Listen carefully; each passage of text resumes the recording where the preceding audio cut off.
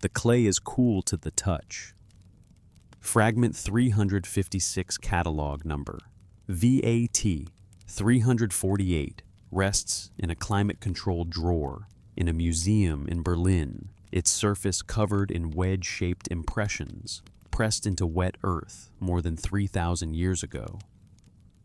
The tablet is small, barely larger than a human hand. Its edges have been worn smooth by time. Its corners are softened.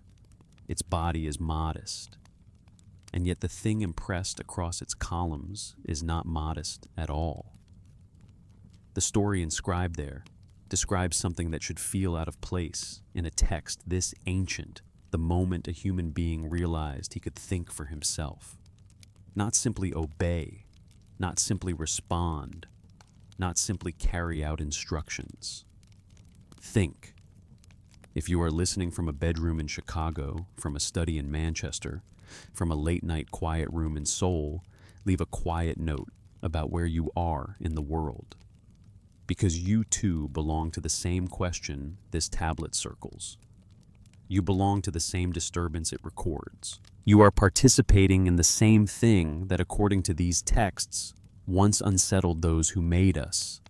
You are thinking independently, and if these Sumerian records are being read not as decorative mythology, but as records of remembered events, then independent thought was never framed as a harmless gift. It was framed as a problem, a rupture, a threshold that should perhaps never have been crossed. The tablet tells of a Dappa called the wisest of men, shaped by Enki, with intelligence beyond what human beings were supposed to possess. Not ordinary cleverness, not routine competence. Something more, something expansive enough to disclose the design of the land, something dangerous enough to bring a human being into direct confrontation with the gods. The text recounts how Adapa broke the wings of the south wind through the force of his words. That act summons him before the assembly of heaven. There Anu offers him the bread and water of life, immortality itself. But Adapa refuses. He remains mortal. He returns to earth, limited, bounded, unfinished. And the point is not obedience in the simple sense. The point is not that he passed a pious test. The point is that the tablet preserves the consequences that followed when a created being began making autonomous decisions. That is the strangeness. That is the part that lingers. The fragment was found among the archives at Tel El Amarna in Egypt, far from its Mesopotamian source, copied and recopied across centuries, as though its content mattered beyond entertainment. Scholars date this version to the 14th century BC. But the story it preserves reaches further back into the old Babylonian world, perhaps earlier still. Someone preserved it. Someone translated it. Someone carried it across distance and time because they believed it contained something essential. And conventional readings, useful as they are, still struggle with one detail that will not sit quietly. Enki, Adapa's creator, warns him not to accept the food and drink offered by Anu. Why would the god who fashioned humanity's first truly independent thinker sabotage that thinker's chance at immortality? Why would a creator keep intelligence then block eternity? Why would wisdom be permitted but endless life denied? Unless the problem was never thought alone. Unless immortal thought was the real crisis. Unless a being capable of reasoning on its own and doing so forever represented a threat too great to allow. The cuneiform runs across the clay in neat columns. Each sign is deliberate, each impression controlled. The language of the episode is strikingly procedural. He stands before the gates of heaven. He is questioned. He answers. He is tested. The gods confer. They decide. He is sent back. This is not the drifting haze of dream language. It is not framed as lyric ecstasy. It is framed almost like record keeping, almost like administration, almost like the documentation of an incident that required a response, and the response is revealing. Adapa is not destroyed. He is not celebrated without limit either. He is contained, still mortal, still time-bound, still destined to die. That tablet in Berlin is only one fragment, but it is not alone. Across collections in London, Philadelphia, Baghdad, Istanbul, and Paris lie thousands of clay pieces, preserving the same broad narrative. Humanity was made to serve. The texts are direct about that. They do not veil it. They do not whisper it only once. They repeat it.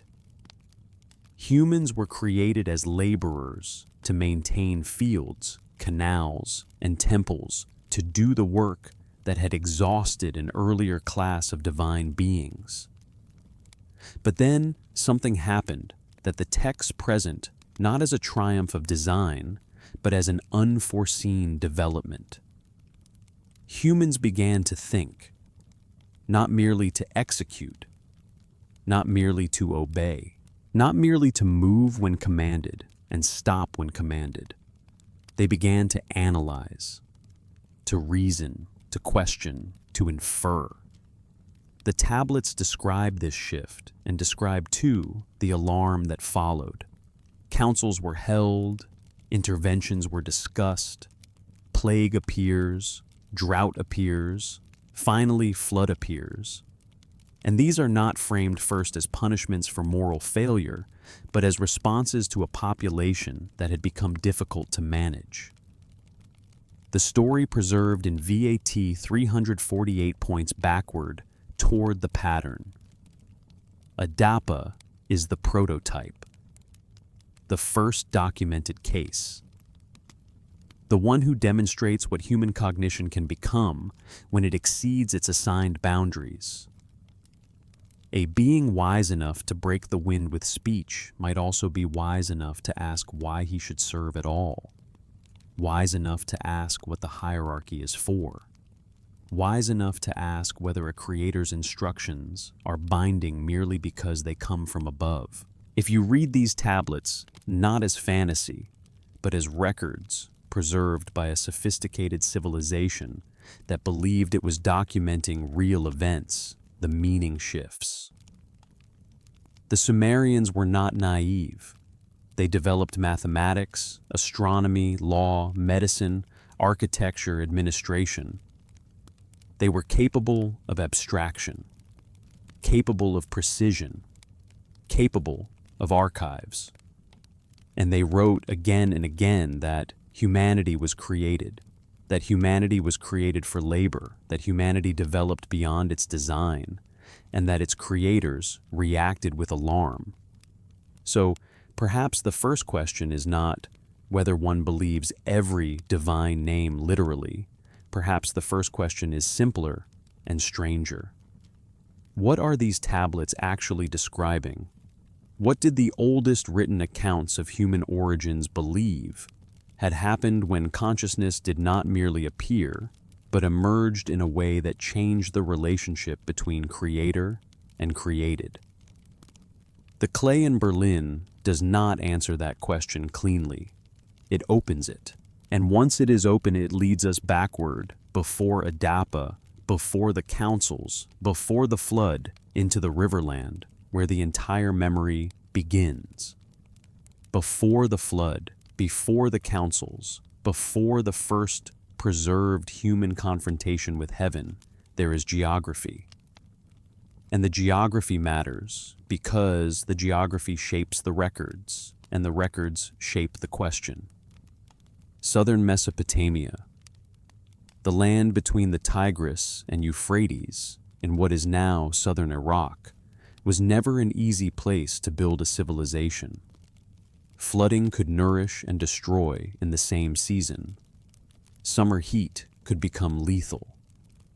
There were no protective mountain walls, no great forests for timber, no abundant stone for monumental building.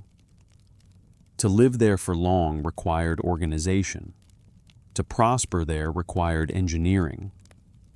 To remain there required something more than luck.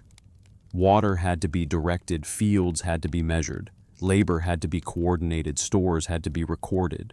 Survival itself pushed toward administration. And somehow in that difficult place, civilization accelerated. The Sumerians appear in this region around the 5th millennium BC, though their own traditions hint that they came from elsewhere, from a distant homeland remembered to the east.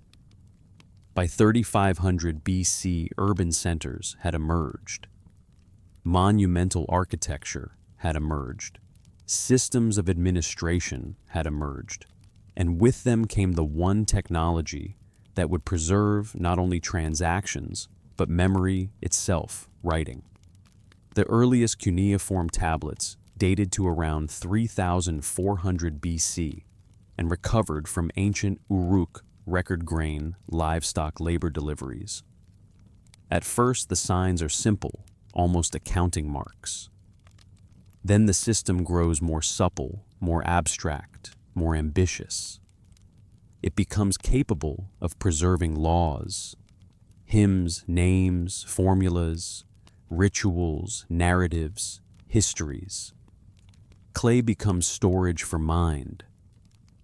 Thought leaves the skull and enters archive. A scribal hand presses wet earth, and what one person knows can outlive the body that knew it. By 2500 BC, Sumerian scribes were producing not only administrative records, but literary compositions, king lists, flood traditions, accounts of divine activity, stories of origins, stories of cities, stories of the first arrangement between gods and humans. And these do not feel like stray tales finally written down after long ages of careless oral drift. They show structure, editing, preservation, duplication, scribal consciousness. Someone was maintaining them because someone believed they mattered. The cities themselves tell the same story of continuity. Eridu, remembered as the oldest city in Sumerian tradition, held a temple to Enki, rebuilt again and again on the same sacred ground for centuries. Each version rose where the earlier one stood, preserving orientation function and memory. Excavation revealed not random rebuilding, but continuity, as though what happened there could not be allowed to vanish. Ur, only miles away, yielded a royal cemetery filled with craftsmanship so sophisticated it unsettles the lazy assumption of primitive beginnings, gold work, lapis inlay, precise metallurgy, complex social hierarchy. Nippur functioned as a religious center, housing the great temple of Enlil and preserving thousands of tablets in a temple library that would become foundational for modern cuneiform study. The volumes matter, the catalog systems matter, the archival habits matter. These were not people jotting down occasional fantasies for amusement. These were people who tracked grain sheep, workdays, offerings, boundaries, offices, debts. And the same habits of careful record-keeping appear in the texts that describe kingship descending from heaven, cities founded under divine authority, humanity created for labor and flood, sent to erase a development that had become intolerable. One of the most striking texts from Nippur, often called the Eridu Genesis, begins with a statement so plain, it is almost easy to miss its force after the kingship descended from heaven. The kingship was in Eridu. Not it seemed as though. Not it was said in a dream. Descended. Past tense. Completed event. Then 5 cities are built. Kingship passes among them. Human institutions are established. Governance, agriculture, urbanity itself are framed not as accidental invention, but as something instituted. and then the gods become disturbed. Why conventional readings often say, because humanity became noisy. The Sumerian and Akkadian terms are usually translated that way: noise, clamor, uproar. But even here, the wording resists being reduced to simple sound. The texts describe not merely annoyance, but disruption. Disorder, activity beyond tolerance. Something in human behavior had crossed a threshold. This becomes even stranger when placed beside the Sumerian king list preserved in several versions, including the famous Weld-Blundell prism. There, the pattern is stark. Before the flood kings from 5 cities rule for immense spans, 18,000 years, 28,000 years, 43,000 years. After the flood kingship descends again, and the lengths begin to shrink, still large at first, then smaller, then eventually consistent with historical rulers known from archaeology. The document does not announce a shift in genre. It does not mark the earlier section as symbolic and the later section as factual. It uses the same format for both. That is the problem, and that is also the invitation. If the enormous pre-flood numbers are dismissed too quickly, the precision of the document is ignored. If they are read literally in the simplest way, they become implausible. So perhaps they encode something else: institutional duration, dynastic continuity, a lost timekeeping system, mathematical structure. The Sumerians were deeply mathematical. They worked in sexagesimal units we still inherit when we measure time in angles. The numbers may be strange to us not because they are careless, but because they are deliberate in a language of quantity we no longer fully understand. And again, the flood stands at the boundary. Before the flood, one order of time. After the flood, another. Before the flood, direct divine governance. After the flood, mediated kingship. Before the flood, a world remembered as different in scale, duration, and proximity to the gods. After the flood, a world of limits. The same pattern appears in another repeated theme. The Emi, often translated as divine powers or decrees, yet described as if they were transferable things. In the composition about Inanna and Enki, the arts of civilization, kingship craft, scribeship music, judgment, truth-telling metalwork, building are not vague blessings diffused like sunlight. They are guarded, given, loaded, transported, retrieved, distributed. Whatever the Emi were, the text describes them as if knowledge itself could be stored, moved, and deployed. This is the world the tablets describe: a world in which civilization is not discovered slowly by isolated trial and error, but transmitted. A world in which cities receive capabilities. A world in which knowledge has custodians. A world in which what humans know may once have been controlled. And that matters because if civilization came through instruction, then independent thought becomes more dangerous, not less. A taught worker who begins reasoning beyond instruction is different from an untaught wanderer gradually inventing his world. A being created to follow but capable of extrapolating becomes a problem at the level of design. So the archives preserve the same unease from multiple directions. Kingship descends, knowledge transfers, cities are founded, humans serve. Then something changes. Something in the human population begins to exceed what was intended. The texts circle it again and again without letting it go. They do not say simply that humanity sinned. They say something more uncomfortable: humanity developed. And if humanity developed, then the next question becomes unavoidable. Who was doing the labor before humans existed, and why did their refusal make human creation necessary in the first place? The oldest creation accounts in Mesopotamian tradition do not begin with a lonely god deciding to make humankind out of generosity. They begin with labor, with fatigue, with burden, with a system already under strain. The Atrahasis epic opens in a world where the great gods, the Anunnaki, have assigned the hard physical work of Mesopotamia to a lower class of divine beings, often called the Agigi. These younger gods dig the riverbeds clear, the canals, haul earth, build embankments, shape the landscape into an agricultural machine. The text is plain about the nature of the work. It is heavy. It is repetitive. It is endless. The burden is great. The toil is grievous.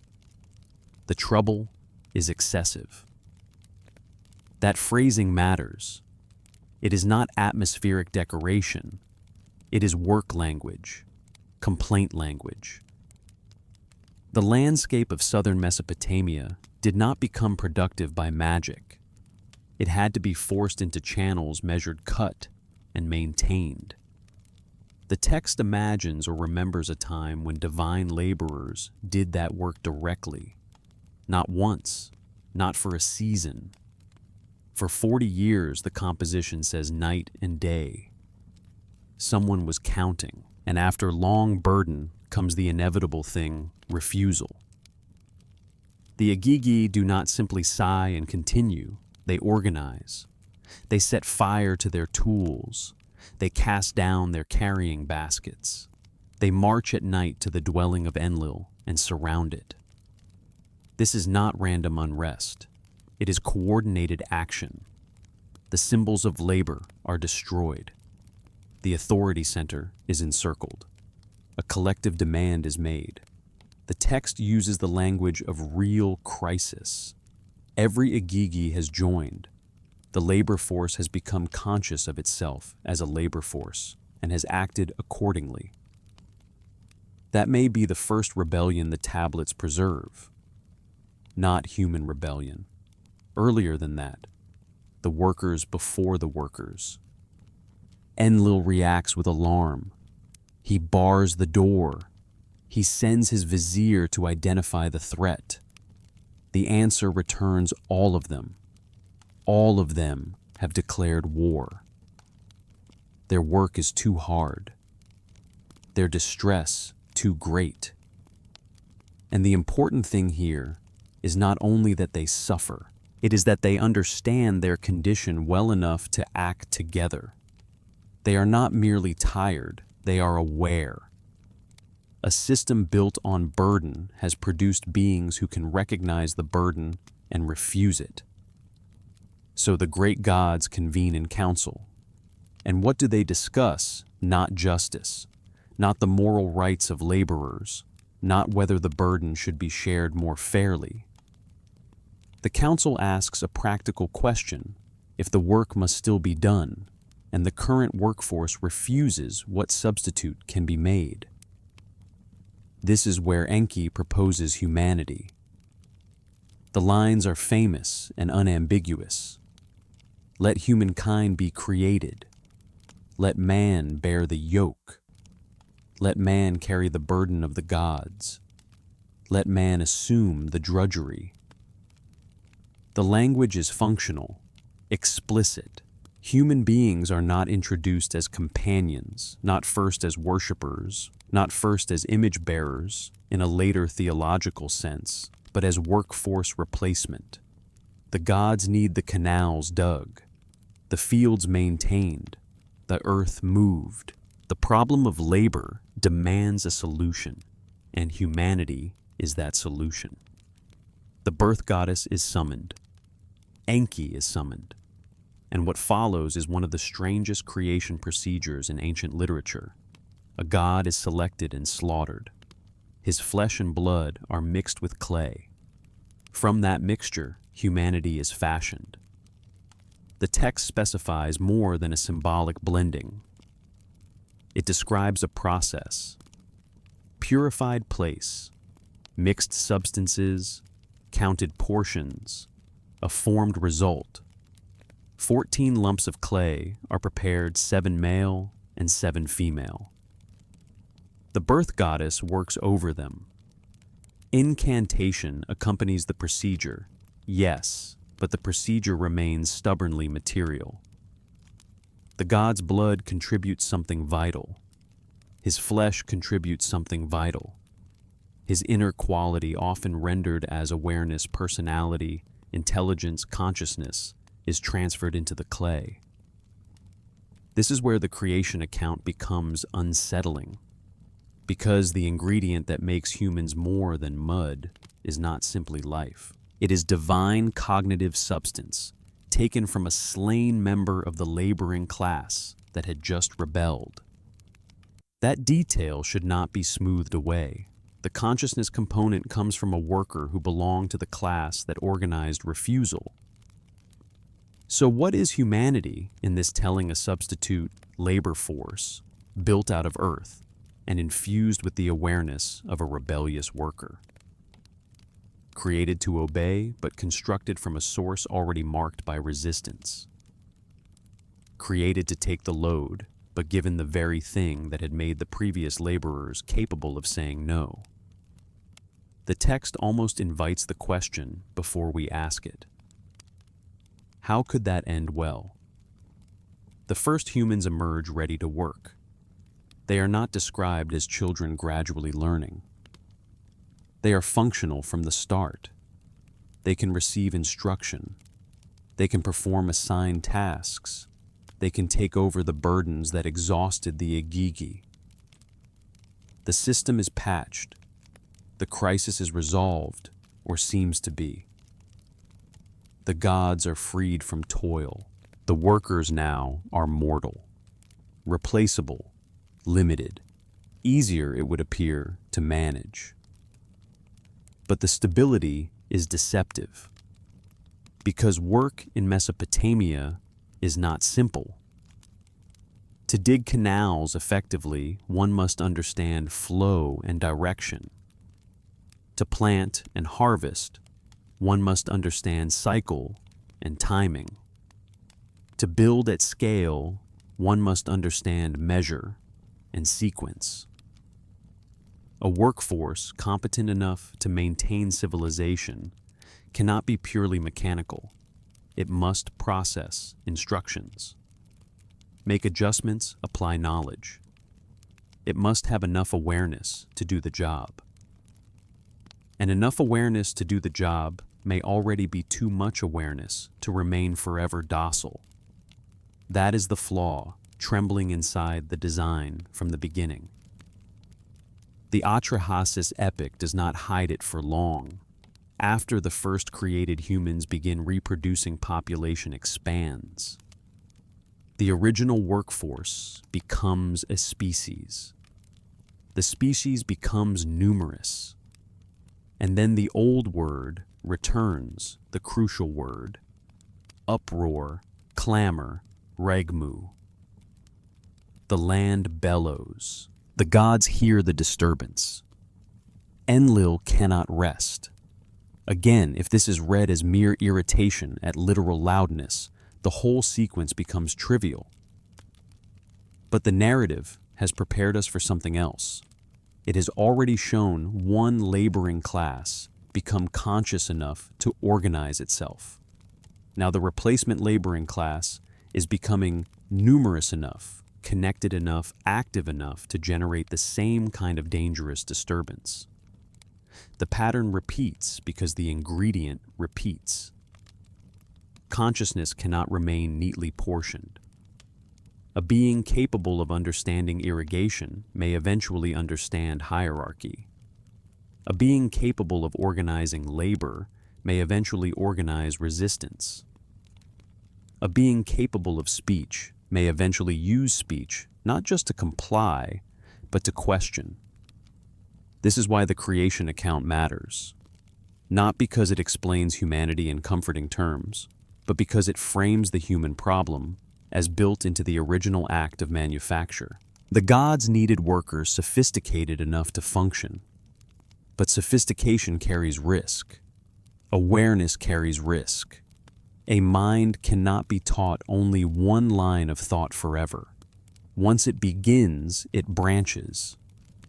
And if it branches, the original problem returns in a new form. So the text leads us toward the next level of the crisis. Humanity has been fashioned. The burden has been transferred. The system appears restored. But in the clay, there is already too much. In the blood, there is already too much. In the human mind, there is already the possibility of something the designers do not fully control. The workers have been made. Now we have to ask, what exactly was built into them? Another Mesopotamian composition, often called Enki and Ninmah, lingers over that question with unusual patience. It does not treat human creation as a single clean miracle. It treats it almost like calibration, trial, adjustment, determination of what kind of being can actually function in the role intended. The setting is deceptively casual.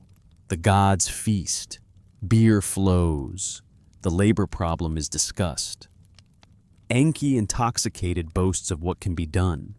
Ninmah accepts the challenge. She will fashion human forms. Enki will determine their destinies, their placements, their uses. What follows is strange, technical, and revealing. A sequence of imperfect humans is made beings with impairments, weaknesses, defects, limits. And each one is assigned a social role suited to what it can still do. A man unable to control himself is given one function. A woman unable to bear children is given another. The text recognizes limits, but it also recognizes accommodation. Yet, beneath that surface, another theme is clear: making humans is difficult. Variables matter. Results vary. The process can produce the viable, the compromised, and the non-functional. It is not effortless. It is not casual. It is manufactured with quality problems. Then Enki fashions a being so damaged that no role can be found for it. The point is unmistakable. Creation can fail. Mixture can fail. Design can fail. The worker must be made with care, because if the balance is wrong, the result does not serve the system at all. This technical tone sits beside the atrahasis procedure, where clay and divine blood are mixed in a purified place, counted and portioned for an optimal result.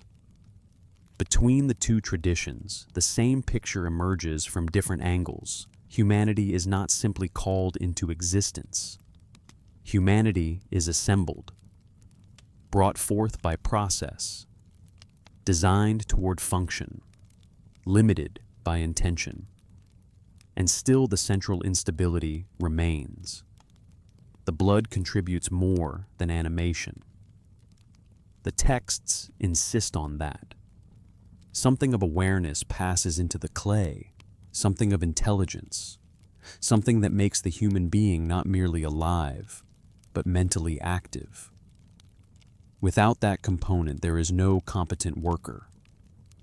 With that component, there is no guarantee of obedience. So we begin to see why mortality appears everywhere in these accounts, not as a tragic accident, but as a design choice. Humans are made mortal from the beginning. The texts never treat this as an unavoidable law of nature. They treat it as specification. Enki can create wisdom and withhold eternal life. The gods can make a labor force and ensure that labor force dies. Why, if you wanted only efficient workers, immortality might seem useful? Why replace them generation after generation if they can simply continue? Why let skill vanish at death if work must go on? Unless death is itself a management tool, unless consciousness in a mortal body is tolerable because it expires, unless each generation can be allowed to accumulate only so much before the reset of death clears the field. This possibility haunts the creation stories even before Adapa makes it explicit. The first humans are made able to work. Then they are made able to reproduce. And reproduction solves one problem while introducing another. The gods no longer need to manufacture each worker individually. The species now reproduces itself. Efficient, yes, but dangerous too. Sexual reproduction means variation. Variation means divergence. Divergence means traits, tendencies, capacities appearing beyond the original manufactured set. The first generation receives instruction directly from the gods. The next generation receives it from parents. That is not the same thing. When knowledge passes from creator to created, control remains vertical. When knowledge begins passing from human to human, control becomes diffuse. Teaching introduces interpretation. Interpretation introduces difference. Difference introduces invention. A workforce instructed from above can remain relatively stable. A population teaching itself begins to become a culture, and culture is harder to contain than labor. The texts hint at this transition with a kind of quiet dread. At first, humans are workers. Then they are families. Then they are generations. Then they are populations spread across land. Then the noise begins. Then the councils begin. It is not simply that there are more mouths. It is that there are more minds, and the minds are no longer all being shaped directly at the same source. This is why Nintu's statement in the creation sequence is so important and so strange. In one account, she announces that she has transferred the burden granted relief to the gods and given noise to mankind. Why grant noise at creation if noise later becomes the reason for destruction? Unless noise is not accidental at all. Unless what is granted is the capacity for autonomous activity, for communication, for self-generated motion within a social body. Unless the very faculty that later troubles Enlil is embedded in the design from the beginning. So, was independent thought an accident, or was it always latent? Was Enki merely careless, or was he willing, perhaps even determined, to build into humanity a depth of consciousness that he knew could not remain permanently servile? The texts never answer cleanly. They preserve his ambiguity. He is creator. He is protector. He repeatedly aids humans against destructive decrees from other gods. He seems to know more than he says. He seems to build more than the system can safely absorb.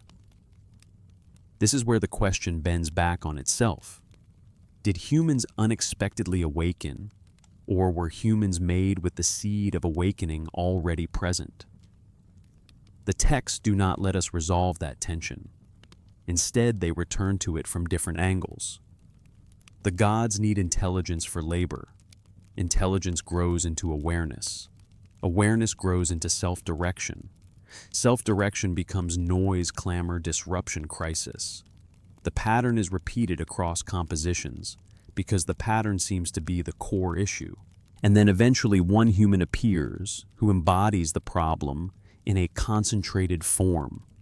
Not a population, not a species. One man, one prototype, one sage, one priest of Eridu whose mind has sharpened far enough that he begins to act not merely like an instructed laborer, but like a being who reasons, decides, and confronts. Adapa does not appear from nowhere.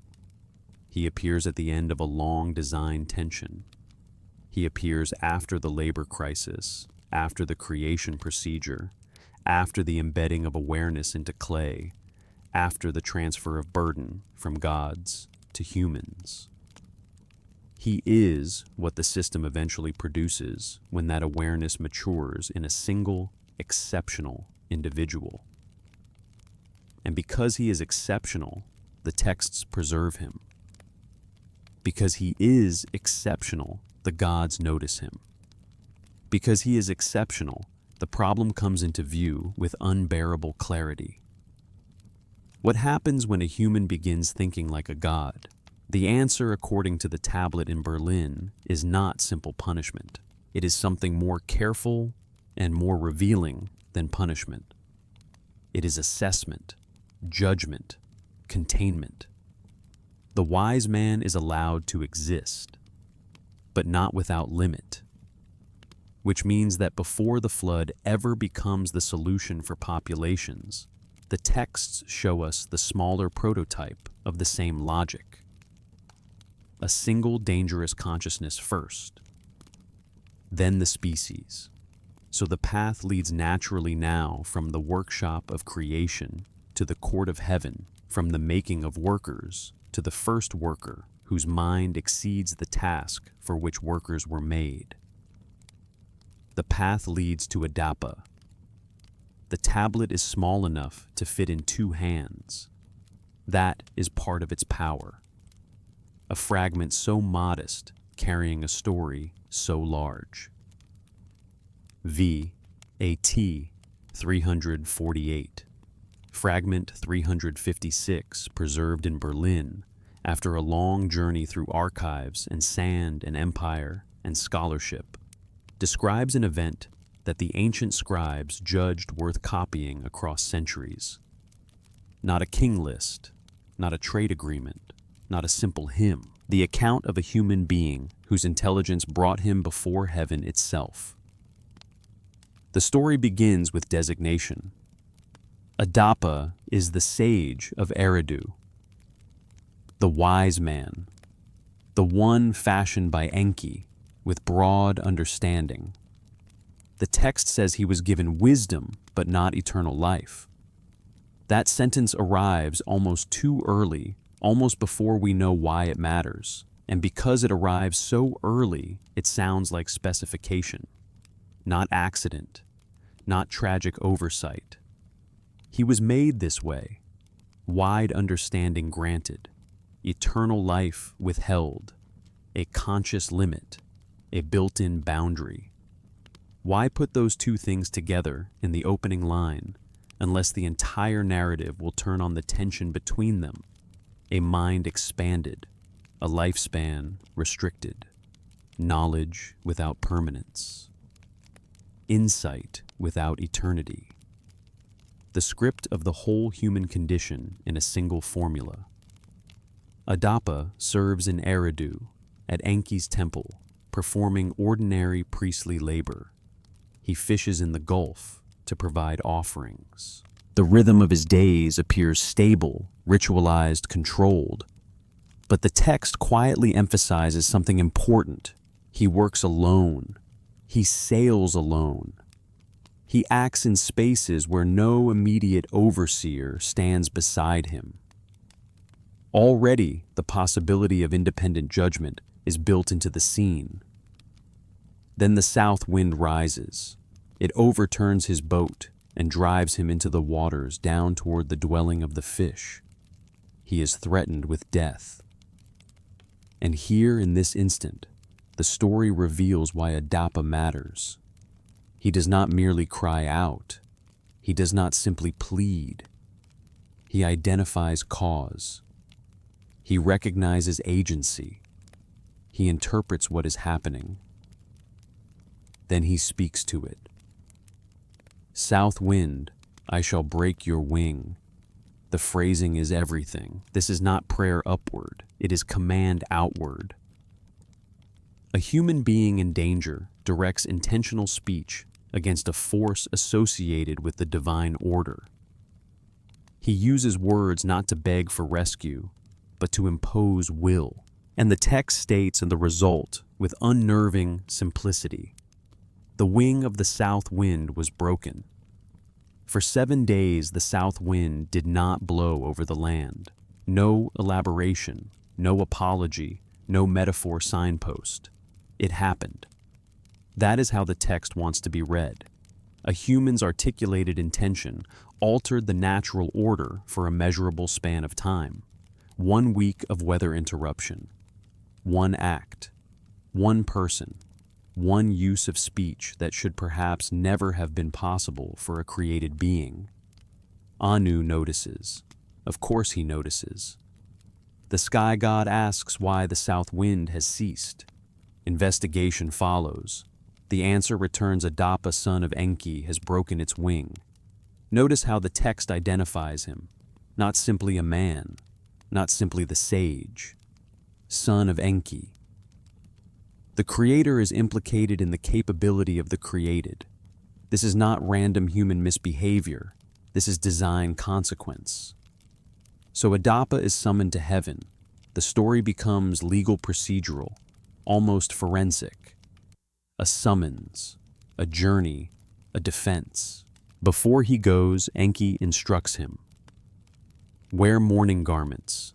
Greet the gatekeepers, Dumuzi and Gizida, with sorrow. Say that 2 gods have vanished from the earth and that you mourn them. This will move them and they will intercede for you. The strategy is clever, almost bureaucratic. It recognizes the structure of access. It uses ritual appearance to secure advocacy. Then Enki gives the instruction that has troubled readers for more than a century. When food is offered, do not eat. When water is offered, do not drink. They will set before you the bread of death and the water of death, he says. Refuse them. Accept the garment. Accept the oil. But do not take the food and drink. If this is protective advice, it is grave. If it is deceptive advice, it is graver still. Adapa obeys. He ascends. He reaches the gate. The gatekeepers respond exactly as Enki predicted. They are pleased by his performance of mourning, and they speak on his behalf. He is brought before Anu. The sky god questions him. Why did you break the wing of the south wind? Adapa explains. It capsized his boat. It endangered his life. He responded.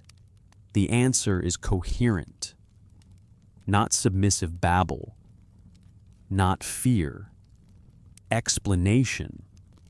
Cause and effect. Personal judgment. Anu sees the quality of the mind before him, and then comes the turn. Instead of immediate condemnation, Anu offers Adapa the bread of life and the water of life.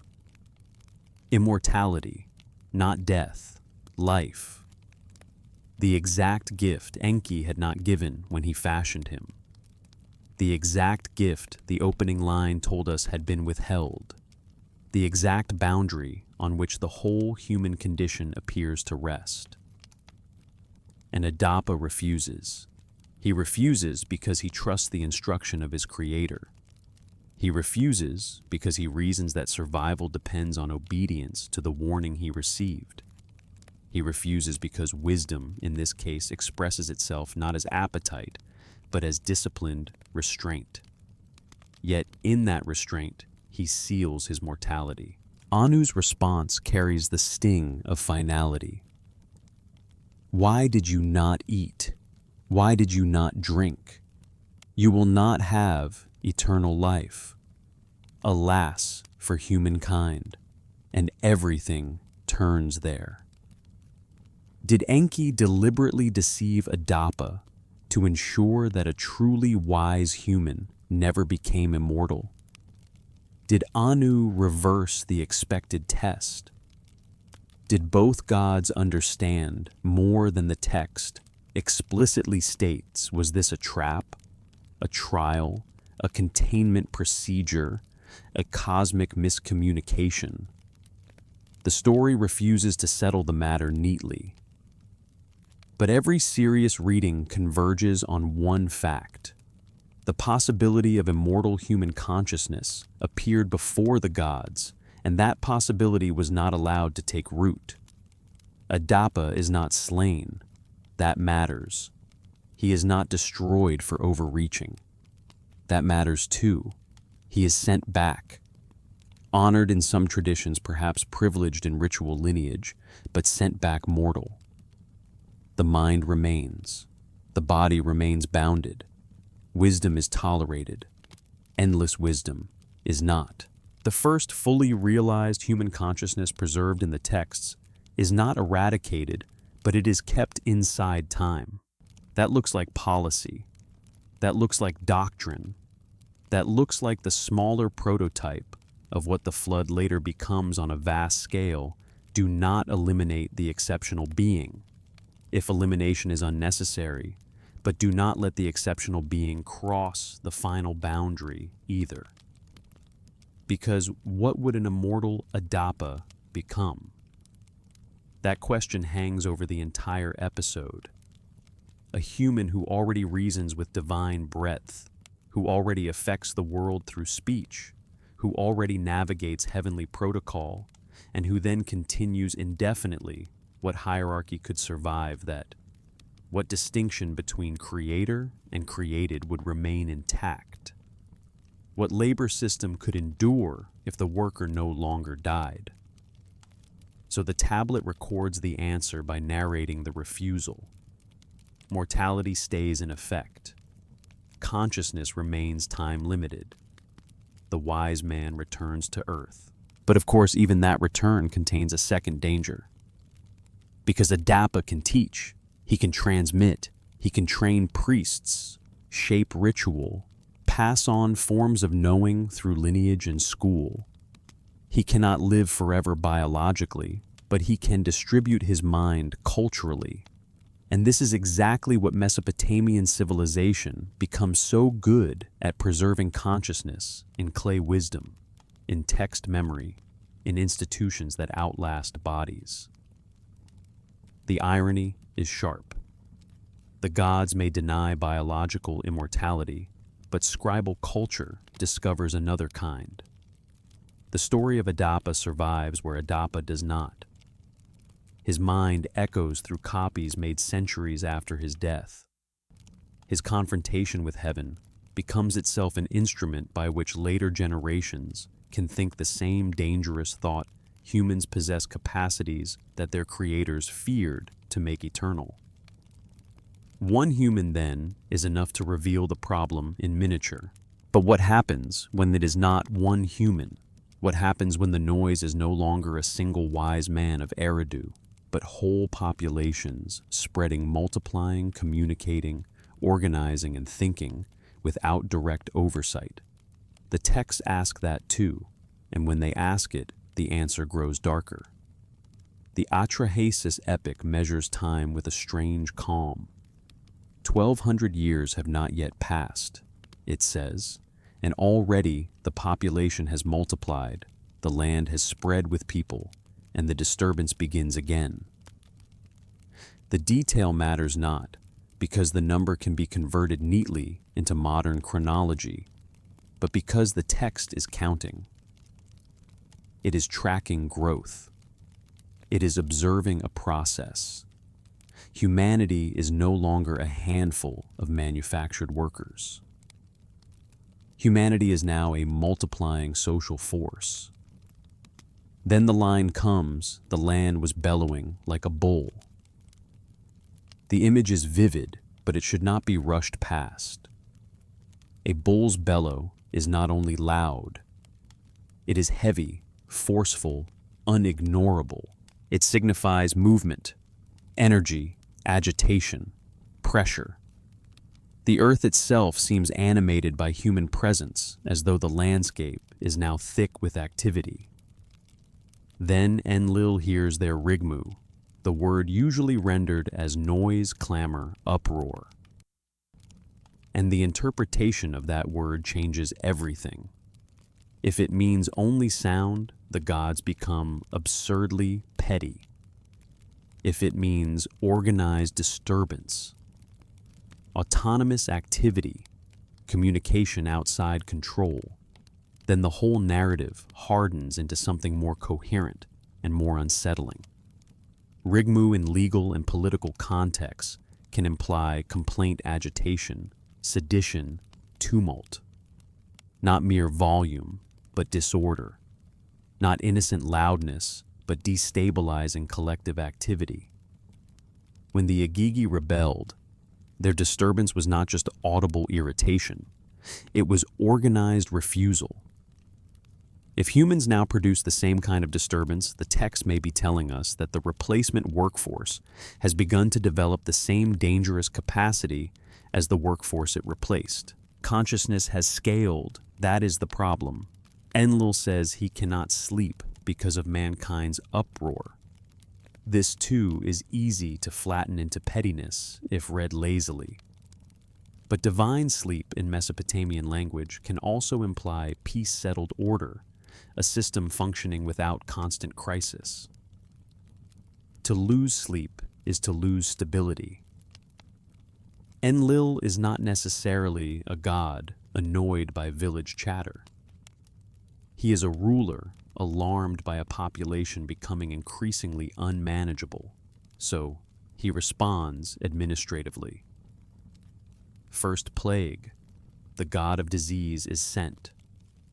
Population declines, but the decline is temporary. The survivors remain.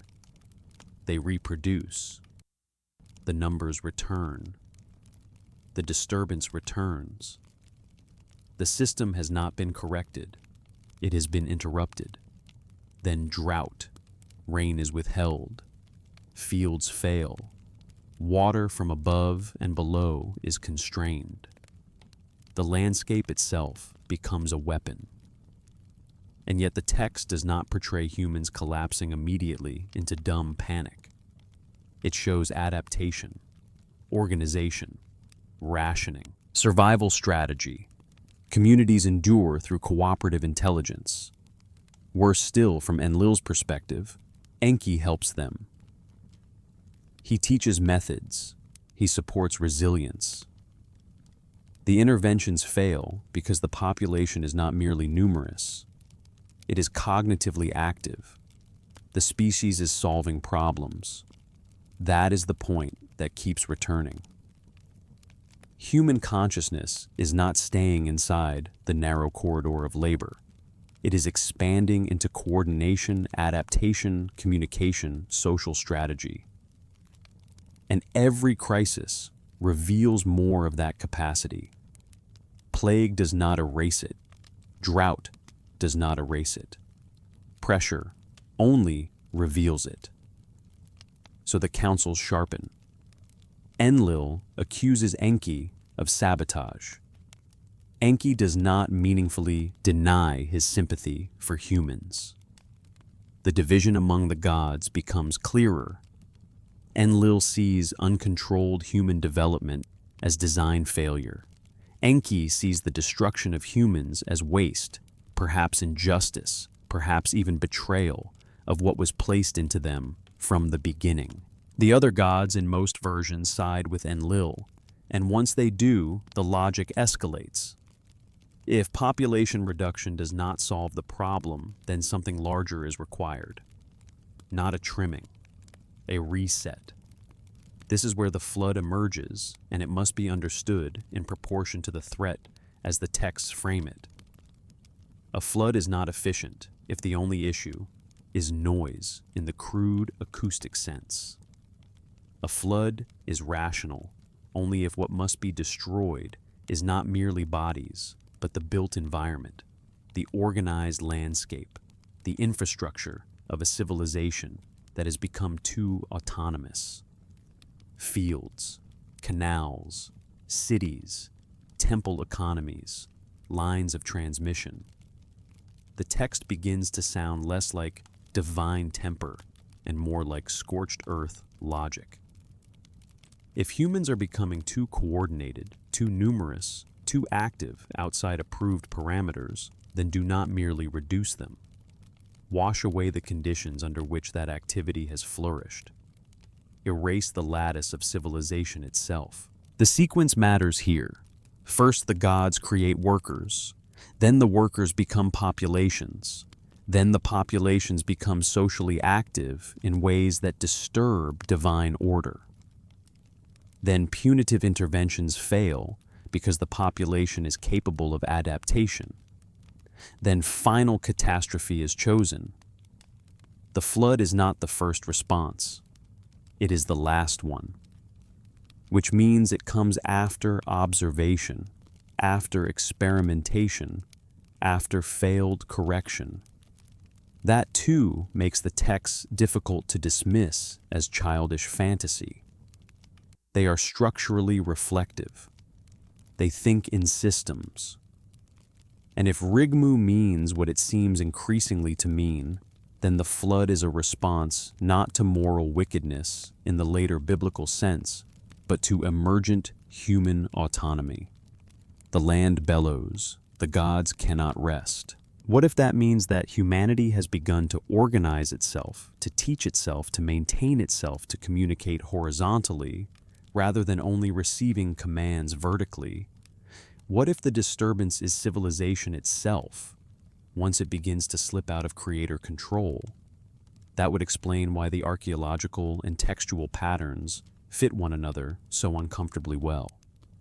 Rapid urbanization, rapid administrative complexity, rapid cultural expansion in southern Mesopotamia.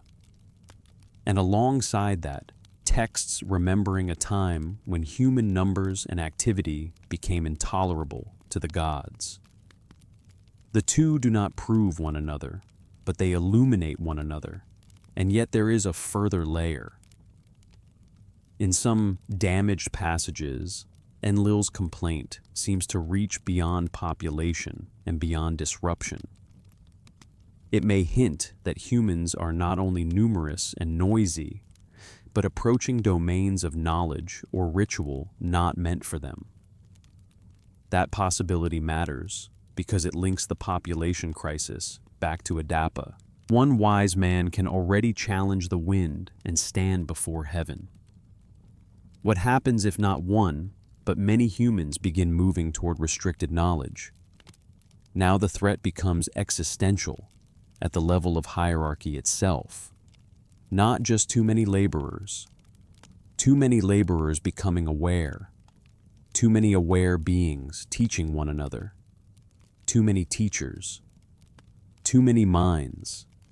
And once minds are linked across a civilization, how do you contain them?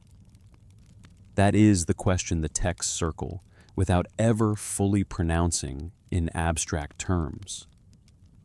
Their answer, in practical terms, is flood. But before the flood, before the warning, before the ark, another body of texts pauses over an adjacent mystery, the storage and transfer of civilization itself. Because perhaps the deeper fear was not merely the human body multiplying. Perhaps it was knowledge multiplying. Perhaps it was the thing the Mesopotamians called the me.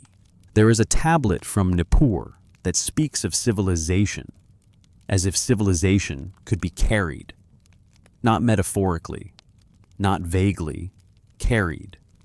In the composition often called Inanna and Enki, the arts and structures that make human society possible are described as me, the powers, decrees, forms, offices, capacities of civilization, kingship, priesthood, truth-telling, music, metalwork, leatherwork, building, judgment, scribeship, ritual purification, warfare. The list extends and extends as though the text is inventorying not ideas in the abstract, but discrete units of order. And Enki guards them in his domain at Eridu. That alone is suggestive. Civilization is not assumed to be everywhere equally. It is concentrated, kept, held under stewardship. Then Inanna visits. There is feasting. There is drinking. Enki becomes intoxicated. One by one, the Emi are given to her. Then when sobriety returns, regret follows. Messengers are sent. Retrieval is attempted. But by then, the Emi are already in motion, loaded onto a boat bound for Uruk. The text unfolds like logistics. That is what makes it hard to reduce to a soft, symbolic reading. The Mi are counted, they are transferred, the journey is tracked. Interceptions occur at stopping points. Demands are made. Defenses are mounted. At last, Inanna reaches Uruk and distributes the Mi there, establishing the city's cultural preeminence. Once delivered, they cannot simply be taken back. If all this means is Uruk became culturally important, why narrate it like cargo transport? Why the repeated pursuit scenes? Why the insistence on movement through physical space? Why the 6 confrontations? The procedural quality of the composition suggests a memory of knowledge transfer so important that it had to be told as an event. So, what were the Mi conventional interpretation says? They are divine powers, cultural forms, decrees embedded in the structure of civilization. Fair enough. But even within that interpretation, the text still imagines those forms as transferable in a way that sounds strikingly concrete. They can be possessed by one center and then distributed to another. They can be guarded. They can escape control. They can establish capabilities where they arrive. That sounds remarkably like encoded knowledge. And encoded knowledge is exactly what cuneiform itself becomes. A physical object carrying procedures, formulas, institutions, ritual sequences, technical skills. A tablet can move from city to city. A trained scribe can read it. A workshop can be established from the knowledge it contains. A legal form can be imposed. A ritual can be performed. A calculation can be reproduced. Information becomes portable. And once portable, it becomes difficult to confine. Read that way, the Emi begin to resemble not mystical abstractions floating in the air, but concentrated stores of cultural competence. Civilizational blueprints, knowledge domains held in one place, transmitted to another, then diffused outward through teaching and use. If so, the implications are immense. Because the texts are no longer simply saying that humans learn to build and write and judge.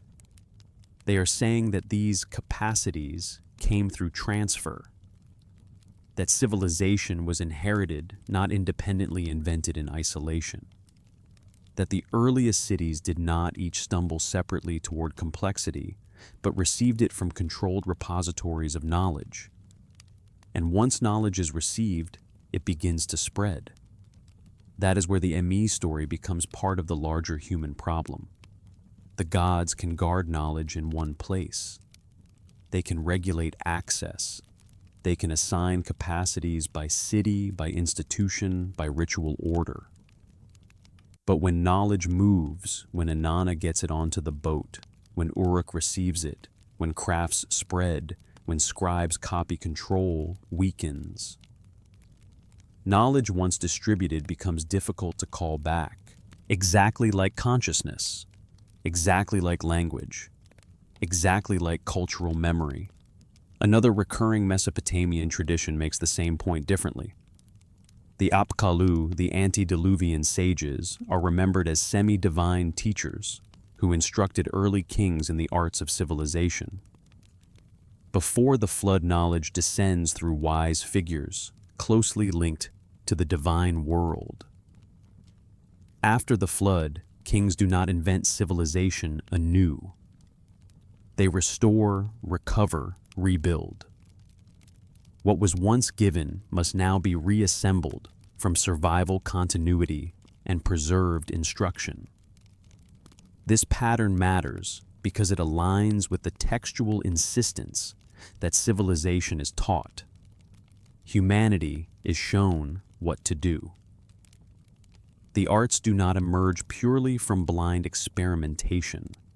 They arrive through transmission. Temple-building medicine, mathematics, kingship ritual, all are framed as received from beyond ordinary human beginnings. Why do the texts insist on this so strongly? One answer is political. Ancient regimes often validate themselves by claiming ancient origin. Another answer is cultural memory. The Sumerians may have emerged into a landscape already marked by older settlements and understood themselves as inheritors of preceding knowledge. But there is also the answer the texts themselves repeatedly lean toward. There were custodians of knowledge and human civilization unfolded under their guidance until that guidance became unstable. That instability becomes clearer when we return to the core pattern. Workers are created. Workers are instructed. Instruction requires awareness. Awareness allows transmission. Transmission becomes culture. Culture becomes autonomy. Autonomy becomes noise. Noise becomes crisis. The me are part of that chain. If the capacities of civilization can be distributed physically, then they can also escape the tight boundaries of original control. A city that learns metalwork does not unlearn it. A scribal school that receives writing does not return to pre-literacy. A people that acquires law and architecture and ritual sequence becomes capable of preserving and expanding those capacities without constant divine micromanagement. And perhaps that is precisely what worried the divine order envisioned by these texts. Not merely bodies multiplying, competence multiplying, knowledge multiplying, civilization multiplying. The me story becomes even more suggestive beside the flood traditions. If the flood aims not only to reduce population, but to erase developed civilization, then the real target is not flesh alone. It is memory housed in institutions, knowledge embedded in cities, skills lodged in specialists. The whole architecture of transmission. A flood washes clay back to mud. It dissolves records. It drowns workshops. It silences schools. It interrupts continuity unless something survives, unless someone ensures that something survives. And that someone in these traditions again and again is Enki. Enki, guardian of the me. Enki, creator of humans. Enki, protector of humans. Enki, dissenter in the councils. Enki, who knows both how civilization is transmitted and how it might be preserved against destruction. Which means that once the flood is decreed, the question is no longer only who will live. The question is also what will live. What body of knowledge will cross the waters? What part of civilization can be carried? What part of memory can survive a world reset designed to erase not just people, but the development they have achieved? The flood stories answer those questions in their own way, and when they do, they become less like fables of doom and more like manuals of preservation. The wall is one of the strangest details in ancient literature. Not the boat, not the flood, the wall. Because when the divine council reaches consensus that humanity must be swept away, Enki is bound by oath. He has participated in the assembly. He has heard the decree ratified by Anu and Enlil. He cannot simply walk down and whisper to a human, "Build a vessel and save yourself." The law of the gods constrains him. But the text preserves what happens next with almost legal cunning. Enki speaks not to the man, but to the wall. stand by the wall at my left side. By the wall I will speak a word to you. The flood hero, whether named Ziusudra Atrahasis or Utnapishtim in the various traditions, happens to be on the other side listening. The loophole is narrow, but it is enough. The oath is technically preserved. The warning is effectively delivered. Divine law is honored in form and violated in substance. Enki is not merely compassionate here. He is strategic. And the warning is technical. Destroy your house. Build a boat. Reject possessions. Save life. The vessel must be measured, its dimensions specified, its roof sealed, its body waterproofed. In some versions, its width and length are equal. In others, decks are described compartments, prepared pitch applied. This is not dream symbolism drifting free of practical detail. It is engineering instruction, procedure under emergency conditions. A survival design against a known coming catastrophe. Then comes the cargo. The familiar popular image of the ark often narrows the story to animals, but the Mesopotamian texts are more revealing than that. Yes, living creatures are taken aboard. Seeds of life are preserved. Kin and clan are preserved. But one line matters, especially members of every skill and craft are brought aboard. Not only bodies, knowledge bearers. The boat carries civilization in human form. Metalworkers, scribes, builders, ritual specialists. Artisans whose skills cannot simply be rediscovered overnight after the waters recede. This is preservation strategy at the level of culture. If the flood is meant to reset the human world, Enki's counteraction is not merely to let a family survive. It is to ensure continuity of technique, memory, and institution. Read that slowly. The god accused of creating humans with too much potential now moves to preserve that potential against the will of the council. And he does so, not sentimentally, but systematically. Biological survival, social survival, technical survival, civilizational survival. The ark becomes a mobile archive. This connects back to the me, back to the temple libraries, back to the entire Mesopotamian obsession with encoding and preserving knowledge. Clay tablets may dissolve in floodwater. Temple walls may fail. Cities may vanish beneath silt. But if the skilled survive, the knowledge can be rewritten. If the priests survive, the rituals can be reinstated. If the builders survive, the forms can be rebuilt. The flood can interrupt continuity without fully severing it. That may be the deepest reason Enki warns the human hero. Not only to save life, to save memory, to save the possibility of civilization continuing after the intended reset.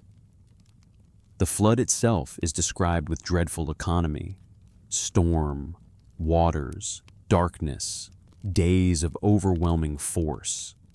Everyone outside the vessel perishes. The landscape disappears into water.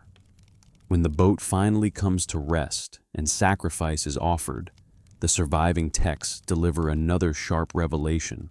The gods gather around the offering like flies. They are starving. Why? Because human annihilation has consequences for them too. No humans means no offerings, no temple service, no structured economy of exchange between divine and human realms. The total destruction of mankind produces a crisis for the very beings who ordered it. This is crucial. It means the relationship between gods and humans is not one-way domination alone. It is dependency. Human labor sustains the order the gods inhabit.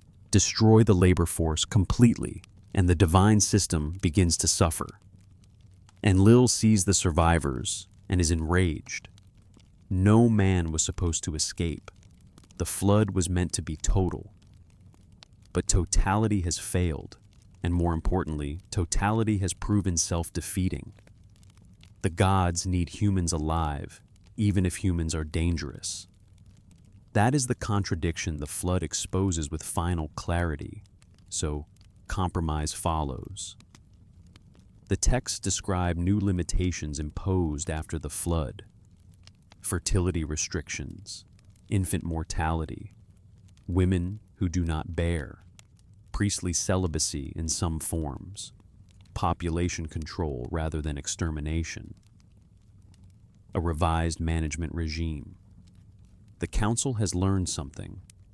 Humanity cannot be erased without damaging the divine economy. Therefore, humanity must be contained by subtler measures.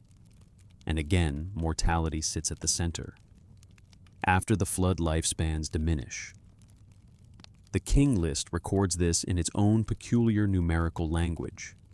Pre-flood rulers endure on impossible scales. Post-flood rulers begin long but decline. The pattern is unmistakable, even if the exact arithmetic remains debated. Something about human duration contracts after the catastrophe boundary. Time is shortened. Reach is reduced. What cannot be eliminated entirely must be limited. This is the same logic we saw in Adapa: not destruction, limitation, not always death on the spot, death retained as the horizon.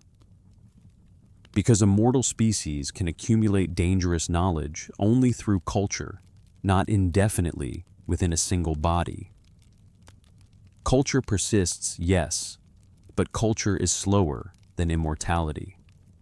It is fragmented, lossy, vulnerable. Limiting lifespan is a way of limiting the velocity of consciousness without abolishing consciousness altogether. And yet Enki's intervention means the central divine problem survives. The flood does not remove the awareness mixed into the clay at creation. It does not erase the capacity for reasoning. It does not prevent transmission. The survivors pass knowledge on. The crafts continue. Cities rise again. Writing returns. Law returns. Astronomy returns. Ritual returns. Consciousness survives because humanity survives. So the flood becomes not a final solution, but a failed correction. That matters. It means the gods, as these texts portray them, discover that once consciousness has been introduced into the world, it cannot be cleanly withdrawn. It can be managed, terrified, pressured, limited by death, fertility, catastrophe. But it cannot be wholly removed without undoing the very project of civilization itself. The workers remain necessary, and the workers remain aware. This is why the post-flood world in the tablets feels different from the imagined world before. The gods are more distant. Mediation increases. Human life is shorter. Institutions become more important. Writing becomes more important. Teaching becomes more important. Direct divine governance has receded, but the memory of it persists in clay. Humanity lives on under permanent vulnerability, conscious that the gods once attempted total destruction and might do so again if development exceeds tolerance. This is where the King List takes on a new weight. Its impossible numbers, its flood boundary, its long decline after catastrophe all begin to look less like decorative absurdity and more like encoded memory of a transition in the human condition. A world before, a break, a world after. And if the flood marks that break, then the question of those impossible reigns is not incidental at all. It may be preserving the memory of what humanity once was believed to have been, and what after divine intervention it was no longer allowed to be. The Weld-Blundell prism stands quietly in Oxford, but the numbers impressed into it are anything but quiet. They do not sit still. They do not behave. They demand to be interpreted, and every interpretation seems only partly adequate.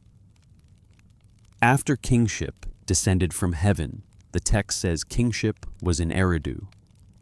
Then come the names, Alulim, Al-Algar. Then the next city, then the next kings. Reign lengths of 28,000 years, 36,000 years, 43,000 years.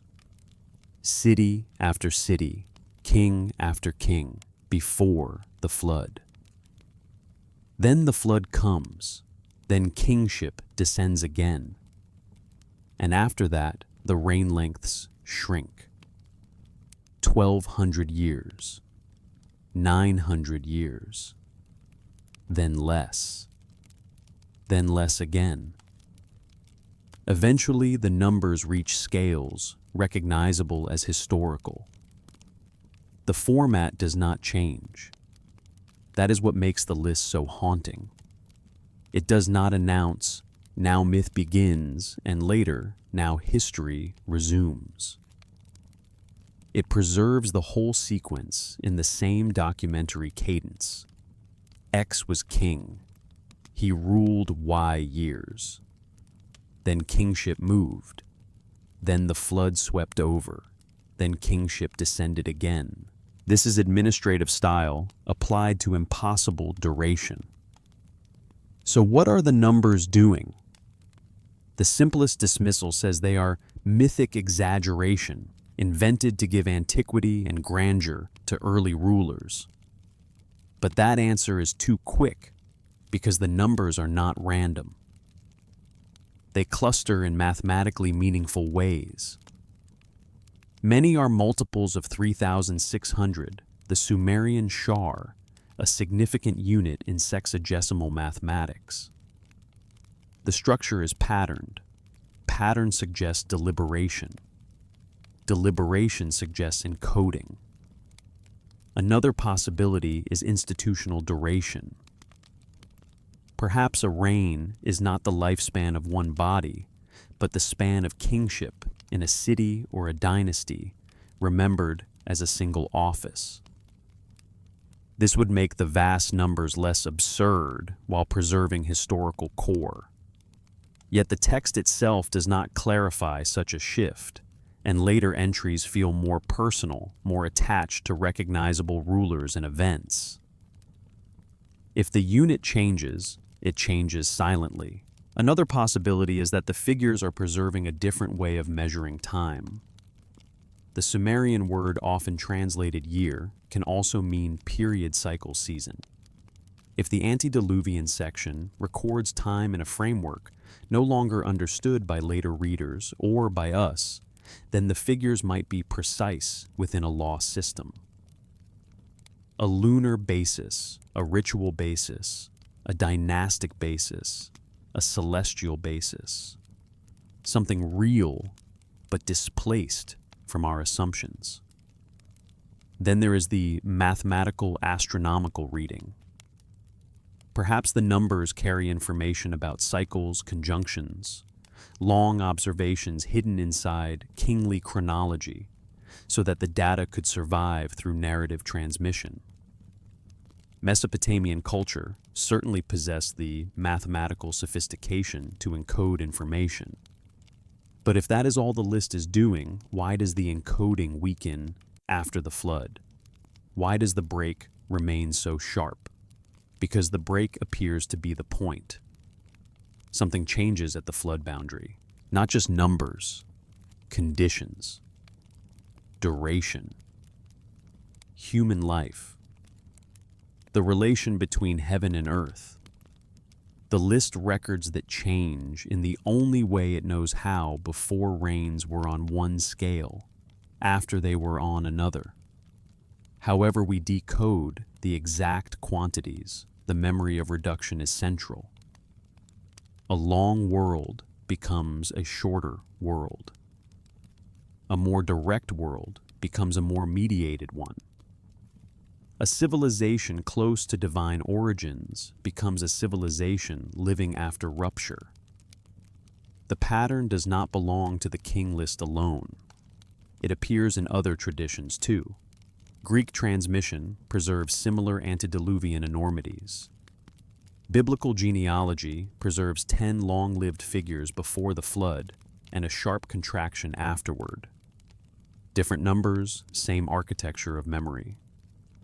That recurrence does not prove literal longevity in the modern biological sense, but it does show a widespread ancient insistence that the flood separates one mode of human existence from another. Why preserve that insistence so carefully if it means nothing? Perhaps because it encoded the knowledge that something fundamental had been altered, if not body by body, then institution by institution. If not literal lifespan, then the duration of authority, continuity, or consciousness within a culture. The exact referent may be lost, but the directional meaning remains. Humanity after the flood is less than humanity before the flood in some crucial sense of temporal reach, and that fits the larger narrative with disturbing elegance. If the gods needed to contain a species whose consciousness had become dangerous, shortening time would be one obvious strategy. A shorter human life means less accumulation in one mind, less personal mastery, less chance for a single being to become another Adapa and then continue far beyond him. Knowledge can still be passed on, yes, but cultural transmission is slower, more fragile, easier to interrupt than the immortality of an individual mind. So, the king list may be recording in its obscure arithmetic the memory of imposed limitation. And if so, the flood is not merely about death. It is about the compression of human possibility. Archaeology offers its own partial echo. At several southern Mesopotamian sites, flood deposits separate earlier and later levels. Not a universal ocean over the whole globe in a modern literalist sense, but regional catastrophe intense enough to rupture urban continuity. From the viewpoint of those who lived there, that would have been everything. Their world flooded, their cities vanished, their known order was washed into clay. Surviving memory of the flood that swept over would not need to be global in our sense to be absolute in theirs. So perhaps the king list preserves not fantasy, but trauma encoded through numbers modern readers no longer know how to unpack. The cities before the flood are named. The cities after the flood are named. The catastrophe is the hinge. And the hinge aligns with every other thread. The texts keep returning to God's created humans to work. Humans developed beyond expectation. Councils met. Interventions failed. Flood came. Survivors preserved knowledge. The world afterward was narrowed. That narrowing may be the true meaning beneath the immense rains. Not merely men used to live longer, but the structure of human time, human continuity, and human possibility was once conceived as broader than it is now. The impossible numbers stand like fossilized memory of lost scale, and perhaps that is why they were copied so carefully, because they mattered even after their exact meaning grew obscure, because scribes sensed they were preserving a truth they no longer fully understood but did not dare discard. Because old numbers, like old rites, often survive longer than old explanations. So the king list joins the rest of the corpus in saying the same thing. In another voice, human limitation is not simply natural. It is historical. It has a before and an after. It has a cause. It has been imposed or at least remembered as imposed in response to something that arose within humanity itself. Which brings us finally toward the broader, reflective question behind all these fragments and all these lists and all these stories, not which single line can be forced into certainty, not which tablet can settle the matter once and for all, but what the record taken together appears to claim about consciousness mortality and the fear they inspired. So what do the tablets claim that may be the most important question, and it is not the same as asking which modern theory they prove? The tablets do not speak in neuroscience, anthropology, systems theory, or evolutionary psychology. They speak in the vocabulary available to Bronze Age scribes: gods, councils, decrees, floods, sages, cities, bread of life, descending kingship, the me, the burden of labor. But within that vocabulary, they repeat a pattern with remarkable consistency. Humans were made for work. Humans were given enough awareness to perform that work. That awareness developed beyond what the system could safely contain. The creators responded with alarm. Not once, repeatedly: plague, drought, flood, mortality retained, fertility constrained, lifespans reduced, direct divine access limited. Yet none of it fully solved the problem, because the problem was not superficial. It was not something that could be shaved off without destroying humanity altogether. The problem was woven into what humanity had become the moment awareness entered the clay. This is why the texts feel less like simple moral tales than like records of management failure. A design achieved its immediate function, but produced unintended long-term consequences. A workforce sophisticated enough to maintain civilization also became sophisticated enough to develop culture. Culture became autonomous. Autonomous culture became difficult to govern. The solution could never be complete, because total destruction of humans would also destroy what the gods depended on. So, the system oscillates between tolerance and containment. That pattern is clearer if we return once more to Adapa. Why keep that story?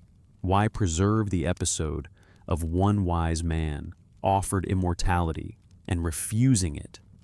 Because it dramatizes the same larger truth in miniature. The issue is not that human beings are thoughtless clay and want divine attention. The issue is that a human being can become wise enough to stand in heaven, reason enough to navigate its politics, powerful enough to affect the world through speech, and yet still be deliberately denied eternal continuity. Wisdom is allowed. Endless wisdom is not. Consciousness is tolerated. Eternal consciousness is not. Then return again to the flood. Why preserve a story in which one God secretly preserves skilled humans through an attempt to erase civilization? Because it dramatizes the second half of the same truth. Knowledge cannot simply be rolled back. Once transferred, it persists. Once the me are distributed, they cannot be retrieved cleanly.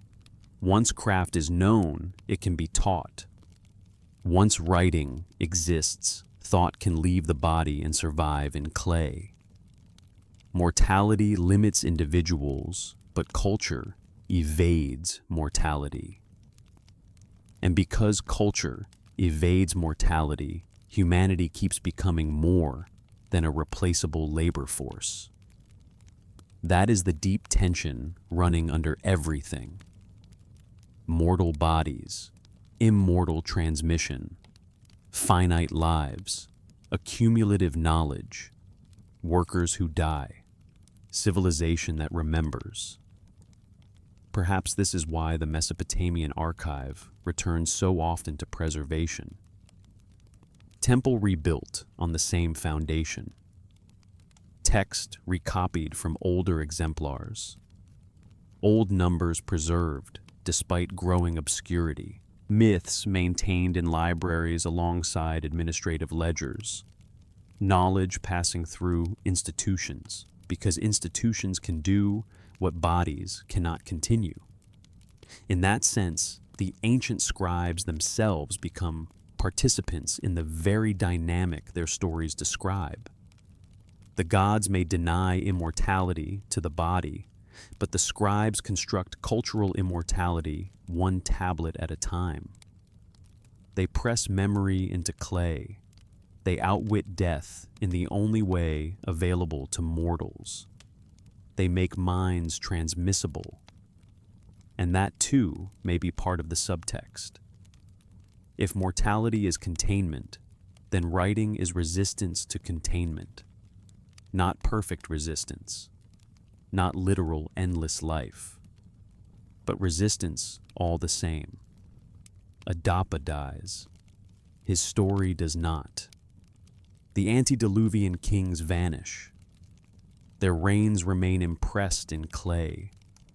Floods wash cities away. Libraries are rebuilt. Knowledge leaks forward through break after break. So, when these texts frame independent thought as a crisis, they may also inadvertently testify to its persistence. The gods object, the gods intervene, the gods impose limits. Yet, the record exists because human beings kept thinking, kept copying, kept preserving, kept asking what happened and why. What happened? That question circles back over everything. What happened when a laboring species began to understand its own condition? What happened when awareness proved non-granular, impossible to confine neatly to the tasks that required it? What happened when the ability to solve practical problems became the ability to interrogate the system itself? The Mesopotamian answer is not abstract. It is dramatic, event-shaped, and repeated from angle to angle.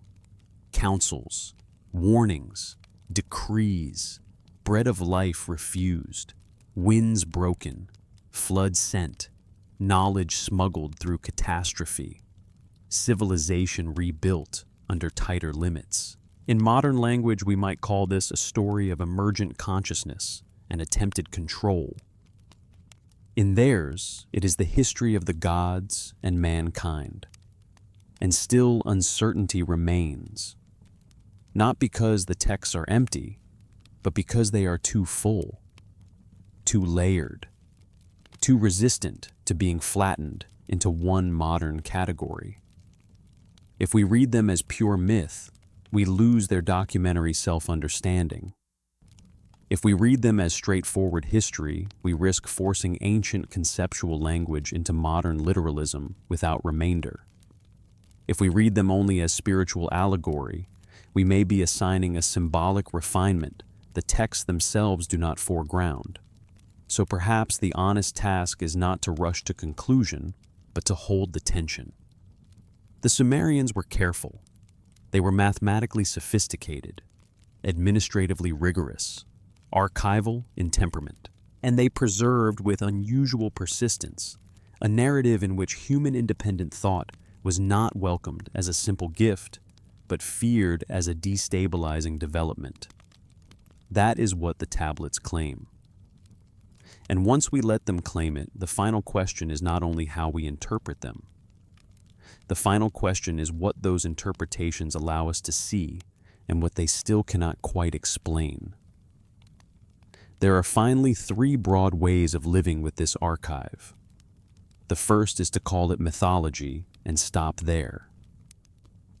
In that reading, the Sumerians, like many ancient peoples, explain the world through gods, personified forces, sacred stories, and grand narratives of origins.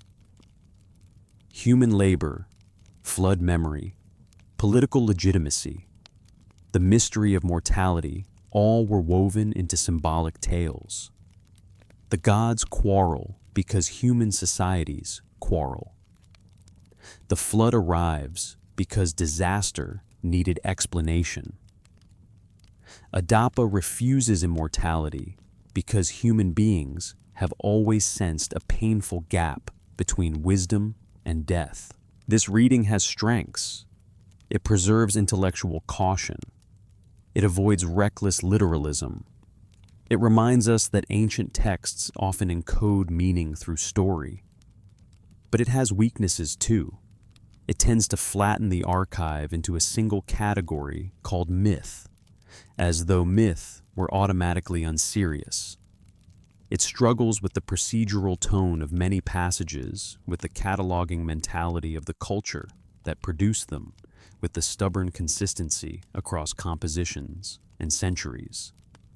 The people who copied these texts were also keeping ledgers, legal codes, mathematical exercises, astronomical observations. They did not inhabit a world where myth and record were neatly separated in the way modern readers often assume. The second reading treats the texts as encoded wisdom, not false stories, but truth spoken through symbolic structure. The Anunnaki become cosmic principles. Human creation becomes consciousness emerging from matter. The flood becomes civilizational collapse and renewal.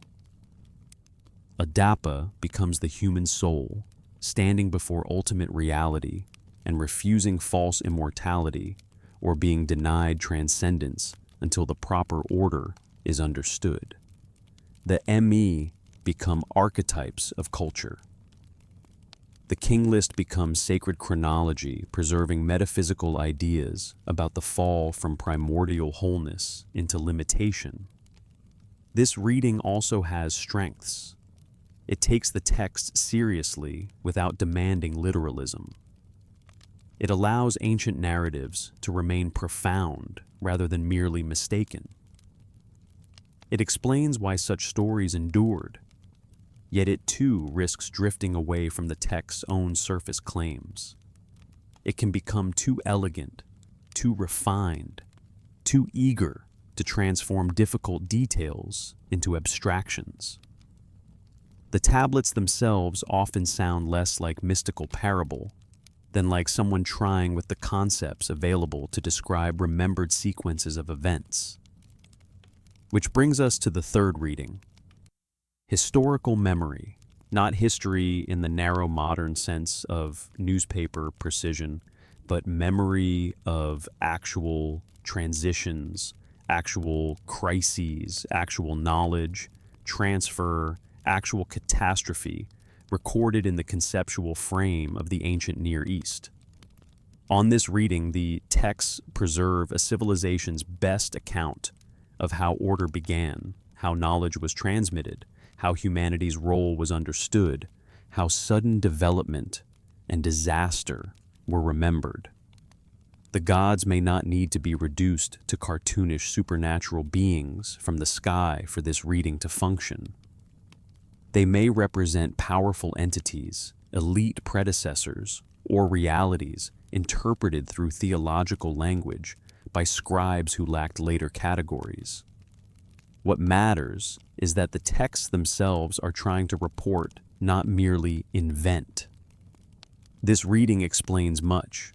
It explains why the archive is so concrete, why cities are named, why procedures are described, why numbers are preserved even when they trouble interpretation, why the flood is treated as a boundary event rather than a free-floating fable, why civilization appears as inheritance rather than discovery, why Adapa's case is told like an incident report. But it too asks much of the reader. It asks the reader to admit that ancient people may have been describing things more faithfully than modern dismissal allows. It asks the reader to hold open the possibility that our categories, myth, history, symbol, memory, do not map neatly onto theirs. It asks, perhaps hardest of all, that we take seriously the possibility that the oldest written traditions about humanity did not understand consciousness as a simple blessing. Because across all three readings, one theme refuses to disappear. Consciousness changes everything. Whether the gods are literal beings, symbols of power, or theological names for historical transmitters of knowledge, the same crisis remains. A species designed or expected to function in one role develops awareness beyond that role. It begins to ask questions. It begins to organize itself. It begins to preserve and transmit knowledge. It becomes not merely a workforce, but a civilization. And civilization, once formed, becomes difficult to roll back. That is why the flood matters in every reading. Literal or symbolic, it represents the attempt to interrupt cumulative human development. That is why Adapa matters in every reading. Literal or symbolic, he represents the individual in whom human awareness reaches upward toward divine scale. That is why mortality matters in every reading. Literal or symbolic, it remains the fence line around human possibility, the thing that keeps the aware being from becoming endless in one body. So maybe the archive does not ask us to choose too quickly. Maybe it asks us to stay with the discomfort. What if myth and history are not opposites here, but overlapping layers of cultural memory? What if the theological names preserve historical anxieties? What if the impossible numbers preserve real transitions encoded in forms we no longer understand? What if the stories endure because they are the closest approximation available to events and developments the scribes believed had actually reshaped human life? The careful thing is not to claim certainty where none exists. The careless thing would be to dismiss the whole archive because certainty does not exist. And that distinction matters. Because once the clay has been impressed and preserved and translated and studied, the record stands before us with a kind of ancient patience. It does not force belief. It does not compel one interpretation. But it does continue saying what it says. Humanity was created for labor. Humanity developed capacities beyond expectation. Divine authority responded with alarm. Mortality remained in force. Catastrophe attempted reset. Knowledge survived. Civilization continued under limit. That is not a modern theory imposed from outside. That is the pattern as the tablets themselves preserve it. So, the final movement is not toward triumphal conclusion. It is toward contemplation, toward the difficult recognition that the oldest written accounts of our beginnings are not always flattering. They do not say in their plainest lines that human consciousness was celebrated from the start. They say something more severe, something more haunting. They say it may have been feared. And once that possibility is allowed to stand, the closing question arrives almost by itself. If the tablets are not asking us first to decide whether they are myth or history, then what are they asking us to notice? Perhaps that is where we should end. Not with certainty, but with the claim the tablets continue to make. The fragment in Berlin still exists. The king list still exists. The flood traditions still exist.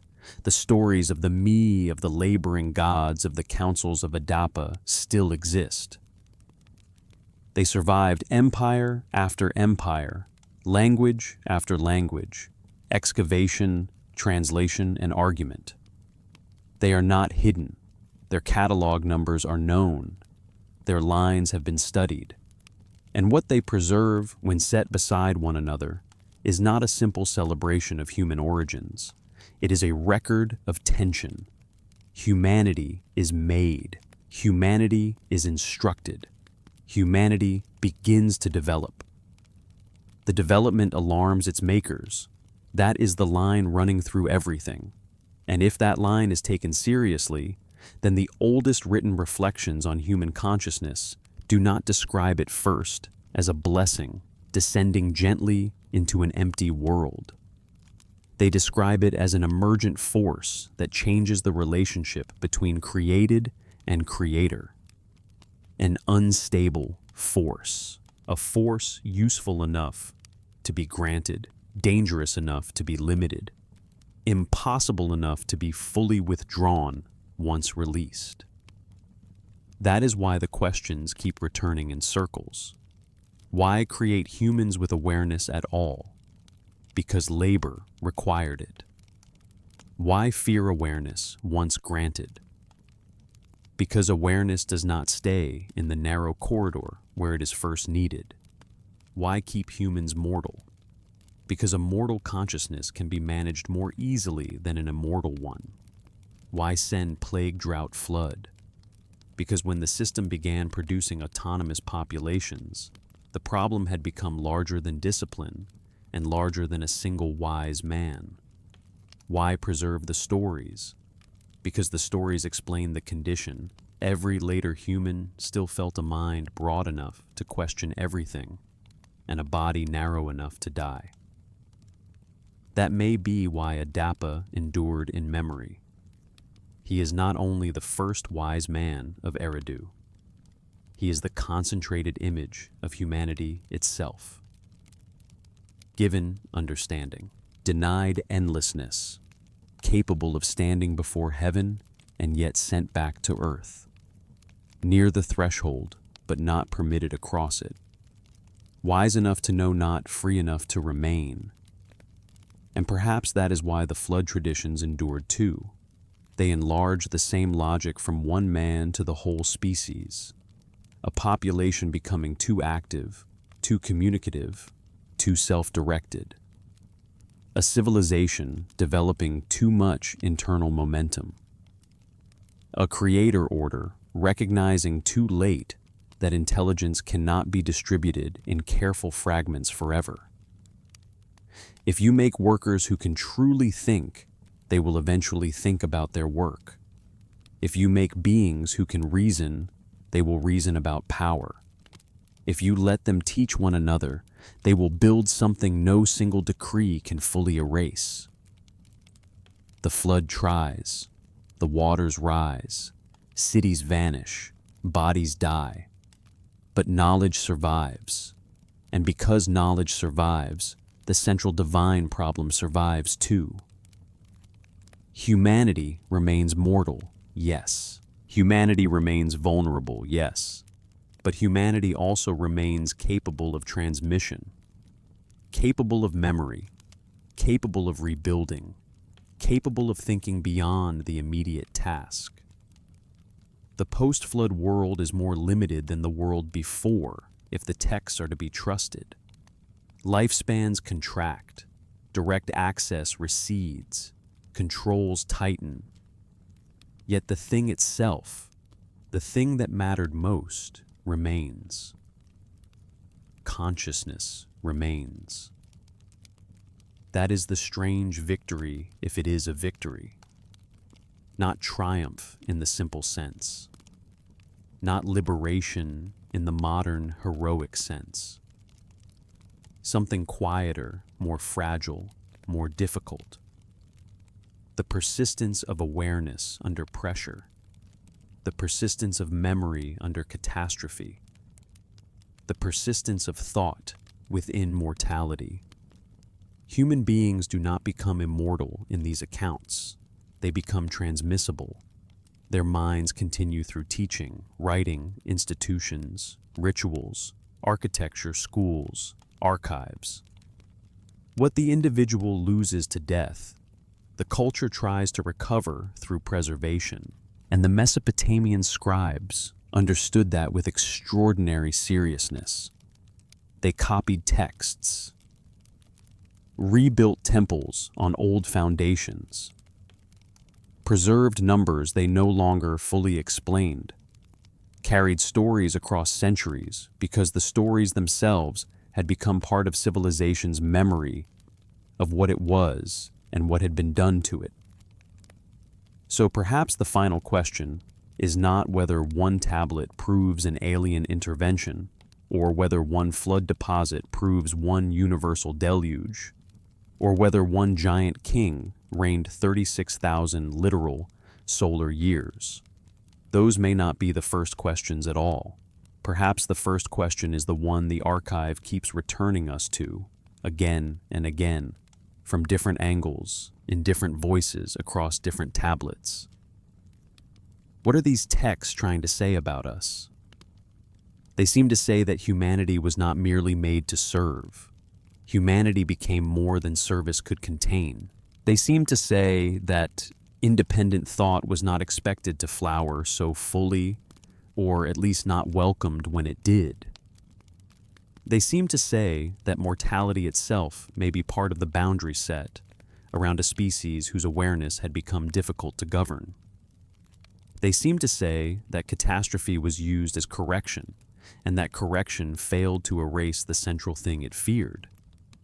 If that is so, then the oldest written record of human origins contains a paradox still familiar now. We are limited, and yet we exceed our limits. We are mortal, and yet we seek permanence. We inherit knowledge, and then we extend it. We are shaped by systems, and yet we begin to question the systems that shaped us. We are workers, and somehow also witnesses. We are brief and yet capable of carrying memory across millennia. The clay tablet in Berlin does not settle all of that. It leaves it open.